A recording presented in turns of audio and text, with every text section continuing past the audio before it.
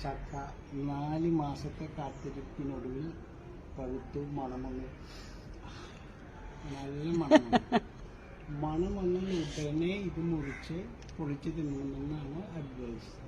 അപ്പം അതുകൊണ്ട് ഞങ്ങൾ ചക്ക മുറിക്കുകയാണ്. എല്ലാവരും കണ്ടുകൊള്ളു.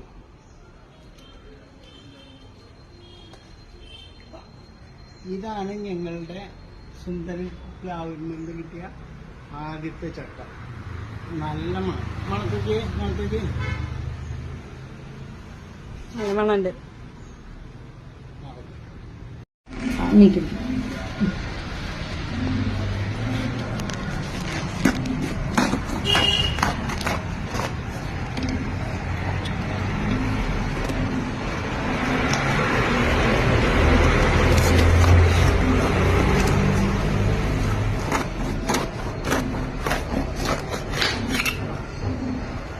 Wow!